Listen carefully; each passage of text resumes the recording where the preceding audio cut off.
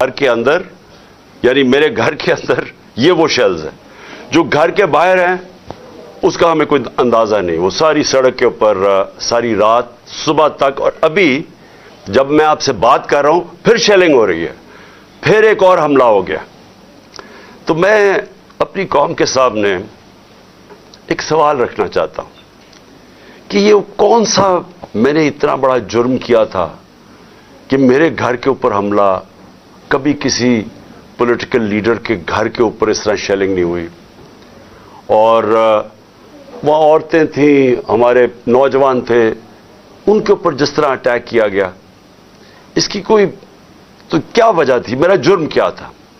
جرم یہ تھا, ذرا میں آپ چاہتا ہوں غور سے سنیں میرا جرم کیا تھا.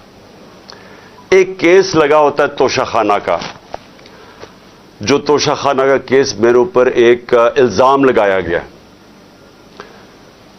اور شکر ہے اللہ کا کہ وہ الحق ہے, وہ توشہ خانہ کا سب کے سامنے اب ریکارڈ آ گیا. میں چیلنج کرتا ہوں کہ جب یہ کیس سنا جائے گا, اگر کسی نے ساری چیزیں جائز طریقے سے, یعنی جائز طریقے سے, توشہ خانہ کا مطلب ہوتا ہے کہ جو آپ پریزنٹ آپ کو جب گفٹس ملتی ہیں تو ان میں سے جو آپ رکھنا چاہتے ہیں ایک قیمت ادا کر کے لے لیتے ہیں, وہ آپ کی پراپرٹی بن جاتی ہے. یہ توشہ خانہ ہے, اور یہ 70 سال سے یہی ہے.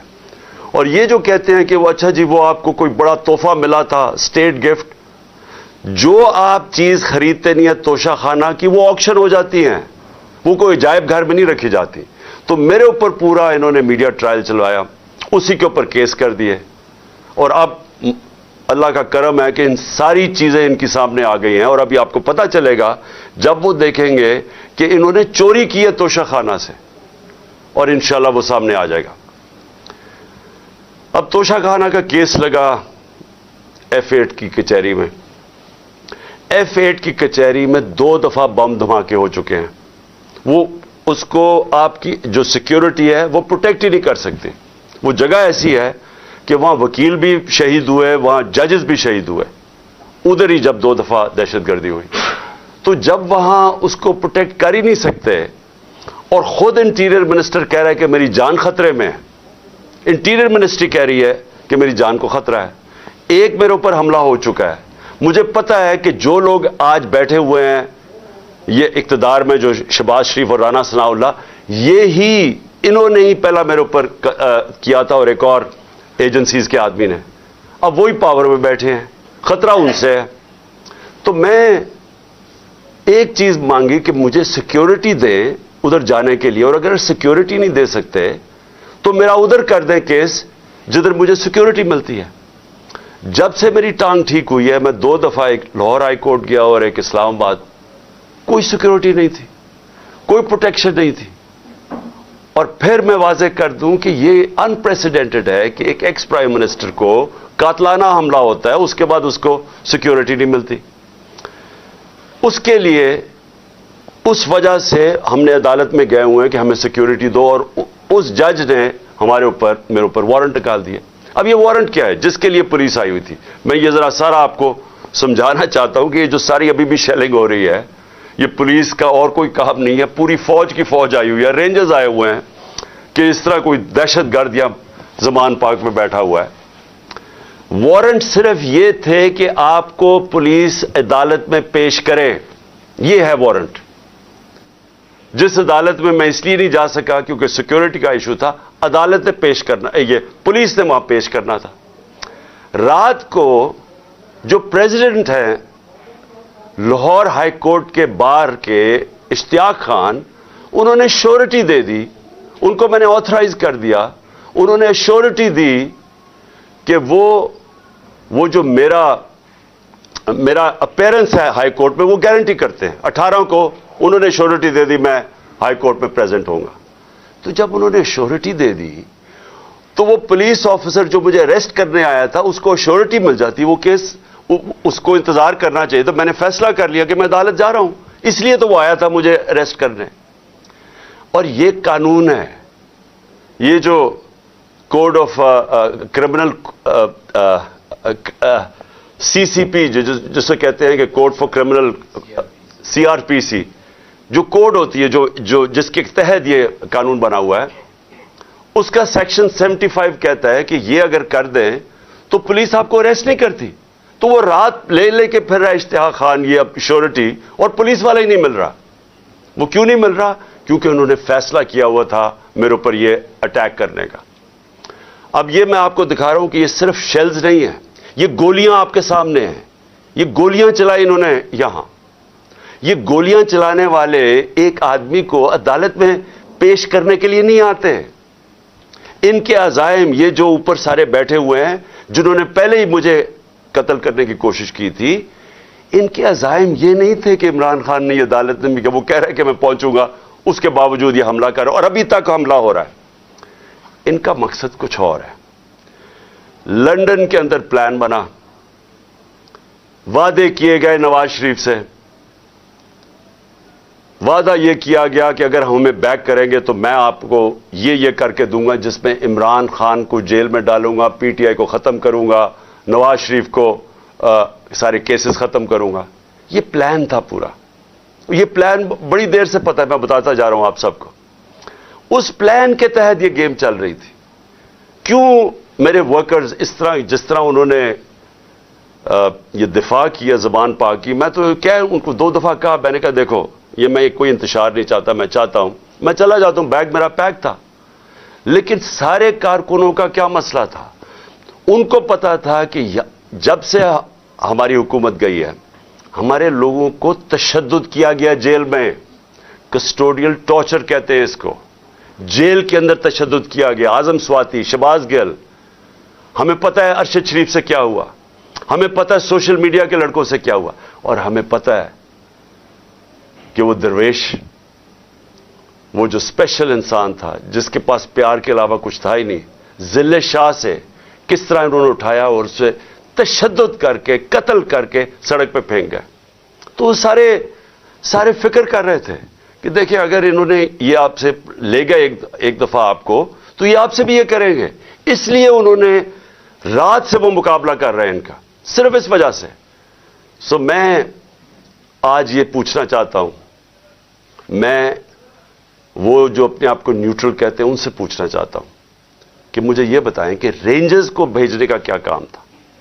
میرے دیوار کے اوپر رینجرز چڑھ رہے تھے, اندر آنے لگے تھے. یہ میں کون سا جرم کیا کہ رینجرز کو یہاں اٹیک کروایا میرے اوپر؟ اور جب رینجرز اور ہمارے لوگوں کا آمنا سامنا ہوگا تو کیا کوئی قوم سمجھے گی کہ ہماری اسٹیبلشمنٹ نیوٹرل ہے؟ اور کیا یہ کرنا چاہیے کہ رینجرز یعنی فوج کو اور عوام کا آمنا سامنا کروانا چاہیے؟ جب ٹی ایل پی آ رہی تھی اسلام آباد کی طرف تو مجھے تب آرمی چیف نے کہا تھا کہ ہم بالکل فوج کو سولینز کے سامنے نہیں لے کے آئیں گے. تو اب کیوں آ رہی ہے؟ کیا وجہ ہے؟ کون سا جرم ہے؟ کیا جرم کیا میں نے؟ اور کیا وجہ ہے کہ اس طرح کی بے دردی سے, جس طرح کا ابھی تک سب کو یہ جو شیلز مارے گئے ہیں, گولیاں چلائی گئی ہیں, یعنی یہ کیا جمہوریت ہے؟ کیا ہم نے کبھی ہمارے 3.5 سال میں کبھی کسی کے اوپر 3 لانگ مارچز تھیں, پروٹیسٹ تھے, کیا ہم نے کبھی کسی کے اوپر یہ کیا؟ تو یہ کیا وجہ ہے؟ اس کے پیچھے کیا ہے؟ ہم سب سوال پوچھ رہے ہیں, ہم سب حیران ہیں کہ اس سب کا مقصد کیا ہے, چاہتے کیا ہے؟ کیا یہ وہ ساری وہی ایک تسلسل ہے کہ کسی طرح تحریک انصاف کو دیوار سے لگاؤ, لیکن اس سے بھی زیادہ عمران خان کو مائنس کرو بیچ میں سے, اس لیے پکڑنے آئے تھے؟ اور دیکھیں میں آج اپنی ساری قوم کے سامنے کہہ رہا ہوں کہ دیکھیں میں نے پوری کوشش کی ہے جب سے میری گورنمنٹ گرائی گئی ہے کہ کوئی میری وجہ سے اس ملک میں انتشار نہ ہو. ہم نے سارے پرامن 70 جلسے کیے, سب پرامن. جب کوئی انتشار کا وقت آتا تھا, جب انہوں نے اسی طرح ہمارے اوپر ظلم کیا 25 مئی کو پچھلے سال, میں نے کینسل کیا, میں نے اس کو ختم کر دیا دھرنے کو, کیونکہ مجھے ڈر تھا کہ اب انتشار کی طرف جا رہا ہے. اس کے بعد 26 نومبر لاکھوں لوگ جمع تھے وہاں اس وقت پنڈی میں. ہمارا پلان تھا اسلام آباد میں جا کے دھرنا دینا, لیکن جب میں نے ماحول دیکھا جو انہوں نے پولیس 30,000 پولیس جمع کی ہوئی تھی, تو مجھے پتا تھا پھر یہ تو جان کے چاہ رہے کوئی کلیش ہو, تو میں نے وہ کینسل کر دیا. ہم نے 8 مارچ کو ایک پرمیشن لی ہوئی تھی. انہوں نے ہمیں شام کو پولیس نے پرمیشن دی تھی کہ اپنی الیکشن ریلی جو ہم نے اپنی 30 اپریل کی الیکشن کے لیے کرنی تھی, پرمیشن ملی ہوئی تھی, روٹ اپرووڈ تھا. صبح لوگ آ رہے ہیں اور دیکھ رہے ہیں پولیس کھڑی ہوئی ہے اور پولیس کے جتھے کھڑے ہوئے ہیں اور لوگ ریلی کے لیے آ رہے ہیں, اور ایک دم پتہ چلتا ہے کہ دفعہ 144 لگا دی جاتی ہے. کس وجہ سے؟ الیکشن جب ڈیٹ اناؤنس ہو جائے, آپ الیکشن ریلی کے خلاف دفعہ 144 کیسے کر سکتے ہیں, وہ بھی کیئر ٹیکر گورنمنٹ. اور اس کے بعد شیلنگ شروع ہو جاتی ہے. جس طرح اب آتے ساتھ اس شیلنگ, ڈرانا, دھمکانا, مارنا, اور اس میں ذل شاہ کا جس طرح قتل کیا گیا, تو اس کے بعد جب اگلے دن ہم نے وہ کیا, پھر سے انہوں نے جب بین کیا اور ان کا خیال تھا کہ ہم پھر سے ریئیکٹ کریں گے, میں نے پھر کینسل کیا کیونکہ مجھے پتا تھا ہمارے لوگوں کو غصہ تھا جو ذل شاہ سے, سب اسے پیار کرتے تھے. تو اس لیے ہم نے کینسل کی, ہم نے پوسٹ پون کی تاکہ کوئی انتشار نہ ہو. اب مجھے بتائیں, رات سے جب مجھے پتا چلا کہ اچھا یہ وارنٹ آ گئے ہیں تو چلے میں شیورٹی دے دیتا ہوں, وہ بانڈ سائن کر دیتا ہوں میں اس کے ساتھ, اشتیاق خان کے ساتھ, پریزیڈنٹ لاہور بار ہائی کورٹ بار ایسوسی ایشن. تو پھر کیا چیز رہ گئی تھی, کیا وجہ ہے؟ ابھی تک حملے ہو رہے ہیں, عدالت کے اندر ہمارا کیس پڑا ہے, عدالت میں ہم گئے ہوئے ہیں اسلام آباد میں اور لاہور میں, اور ابھی تک یہ شیلنگ رینجرز نے پھر اٹیک کر دیے. اور مجھے ابھی بھی نہیں سمجھ آئی کہ میرے گھر کی دیواروں سے کود کے اندر آ رہے تھے, کیا کوئی کمانڈو ایکشن کرنا تھا کہ عمران خان کو پکڑ کے لے جانا تھا؟ یہ کیا مذاق کر رہے ہیں اس ملک کے ساتھ.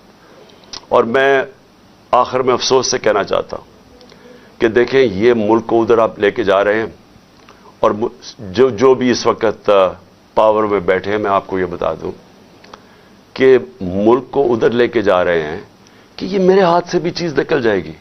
اب یہ جو لڑکوں نے, یہ تھوڑے سے تھے, جس طرح انہوں نے وہاں کھڑا ہو کے ٹیئر گیسنگ سب کے باوجود, اتنی بھاری پولیس کی نفری اس کے سامنے کھڑے ہوئے ہیں, صرف اس خوف سے کہ چیئرمین کو اٹھا کے لے جا کے یہ پھر جیلوں میں تشدد کریں گے. اور خوف یہ ہے کہ انہوں نے قتل کرنے کی کوشش کی تھی اور یہی اب جیل میں لے کے جا رہے ہیں. کسی کو اعتماد نہیں ہے ان مجرموں کو, یہ جرائم پیشہ لوگ ہیں, کسی کو ان کے اوپر اعتماد نہیں ہے. تو میں سوال یہ پوچھتا ہوں کہ جو اس وقت اقتدار میں بیٹھے ہیں, جو پاور میں ہیں, جو پاور کنٹرول کرتے ہیں پاکستان کی, اور وہ یہ نہیں ہے یہ جو رانا ثناء اللہ اور یہ جو شہباز شریف ہے جن کے پاس پاور ہے, کیا کوئی فکر ہے آپ کو پاکستان کی؟ کیا آپ کو فکر ہے کہ یہ ملک جا کدھر رہا ہے؟ کیا آپ کو فکر ہے کہ میں اگر آپ جب بھی مجھے پکڑ لیں گے کیا ہوگا؟ جیل میں چلا جاؤں گا, زندگی موت اللہ کے ہاتھ میں ہے, عزت ذلت اس کے ہاتھ میں ہے, کیا کر لیں گے آپ؟ اور زیادہ پارٹی طاقت میں آئے گی, لیکن اس کا جو نتیجے میں جو رد عمل آئے گا وہ کیا فائدہ ہوگا پاکستان کا؟ کس کو نقصان ہوگا؟ جس ملک کی معیشت ابھی بیٹھ چکی ہے, بھی بیکاروں کی طرح پیسے مانگتے پھر رہے ہیں, ملک سکڑتا جا رہا ہے, مہنگائی آسمانوں پہ ہے, مہنگائی ایسی مہنگائی پاکستان کی تاریخ میں نہیں آئی, تنخواہ دار طبقہ پس گیا ہے. بیچاروں کے پاس اس وقت حالات یہ ہیں کہ ان کا 2 ہفتے کے اندر ان کے پاس تنخواہیں ختم ہو جاتی ہیں. اس ماحول کے اندر انتشار پھیلانا, کیا یہ کوئی پاکستانی سوچ رکھے؟ یہ تو کوئی دشمن ایسے کرے ملک کے ساتھ تو یہ ہمارے ہاتھ سے گیم نکل جائے گی. یہ جو حرکتیں ہو رہی ہیں یہ میری, اب یہ جو باہر لڑکے ہیں یہ میری نہیں سن رہے, جب ان کے اوپر یہ انتشار ہو رہا ہے اور یہ جو شیلنگ ہو رہی ہے وہ میری نہیں اب بات سنتے, وہ اب میرا کوئی کنٹرول ان کے اوپر نہیں ہے. اور جس طرح کی اب بمباری اور یہ سب کے ہاتھ سے نکل جائے گا. اس لیے میں کہنا چاہتا ہوں اپنی عدلیہ سے سب سے پہلے کہ دیکھیں امید صرف اب ہمیں آپ پہ رہ گئی ہے. یہ جرائم پیشہ لوگ جو گورنمنٹ میں بیٹھے ہیں یہ تو کوشش کر رہے ہیں کہ 80 کیسز کر دی ہیں, یہ تو کیسز بڑھتے جائیں گے. یہ تو کوئی کبھی ایک عدالت کبھی دوسری عدالت, ان کی تو کوشش ہے کہ میں الیکشن نہ لڑوں, یا میں کسی جیل میں چلا جاؤں, اور یا سارا وقت الجھا رہا ہوں کیسز میں کہ کبھی ایک وارنٹ نکل رہا ہے. تو ہمیں تو صرف امید عدلیہ سے ہے, اور دوسری ہم امید لگا رہے ہیں اپنی جو اسٹیبلشمنٹ ہے اس ملک کی کہ کیا آپ کا انٹرسٹ پاکستان میں ہے یا نہیں ہے. تو یہ جو تماشا ہو رہا ہے اس کو بند کریں, ملک کا سوچیں. یہ جو بھی پلان ہے لنڈن کا, اس کے اوپر نہ کام کریں. یہ ملک تباہی کی طرف جا رہا ہے. اور میری اپیل ہے آپ سب سے کہ اب اس ملک کا سوچیں. اب جن کا جینا مرنا اس ملک میں ہے, ہمارے تو کوئی باہر نہیں جانا, میں تو کوئی لنڈن نہیں جانا جس طرح یہ سارا ٹبر اٹھ کے چلا جاتا ہے یا دوسرا اٹھ کے وہ باہر چلا جاتا ہے. ان کی تو باہر پراپرٹیز اربوں ڈالر ہیں, ہمارا تو جینا مرنا یہاں ہے. تو میرا اکیلے کو فکر نہیں کرنا چاہیے, ہر اس پاکستانی کو اس ملک کا سوچنا چاہیے جو اٹھ کے لنڈن نہیں چلا جائے گا, جس کے باہر ڈالرز نہیں پڑے ہوئے. ان سب کو سوچنا چاہیے کہ ملک جا کس طرف رہا ہے. اور اپنی عوام کو آخر میں آپ کو کہنا چاہتا ہوں, میں پھر سے آپ کو کہنا چاہتا ہوں, میں پکڑا جاؤں, جیل میں بھی چلا جاؤں, جو بھی مجھے ہو جائے, آپ نے یہ جو حقیقی آزادی کی ہماری تحریک ہے, آپ نے سب نے اس میں شرکت کرنی ہے. کیونکہ غلام قوم کا کوئی مستقبل نہیں ہوتا. یہ جو ایک چھوٹا سا طبقہ اوپر حاوی ہوا ہے, قانون کے وہ اوپر بیٹھا ہے, ہر قسم کا ظلم کرتا ہے لوگوں پہ, خوف کے اوپر ملک چلاتا ہے, سارے ملک کے وسائل کے اوپر قبضہ کر کے بیٹھا ہوا ہے, یہاں سے پیسہ چوری کرتا ہے, ہنڈی والے سے باہر بھجوا دیتا ہے. ملک کا ساری چوری کا پیسہ آج ان کے بڑے بڑے بینک اکاؤنٹس اور لنڈن اور باہر مغربی کیپٹلز میں ان کا پیسہ پڑا ہے. صرف دبئی کے اندر 20,000 پاکستانیوں نے, یہ ابھی بلومبرگ کی رپورٹ ہے, 20,000 پاکستانیوں کا دبئی میں $10.4 ارب پڑا ہوا ہے. تو ملک کیسے آگے جا سکتا ہے اگر یہ ان لوگوں کے ہاتھ میں ملک رہے گا. اس لیے میں قوم کو آج کہہ رہا ہوں کہ آپ نے پوری طرح اس حقیقی آزادی کی جہاد میں شرکت کرنی ہے. پاکستان زندہ باد.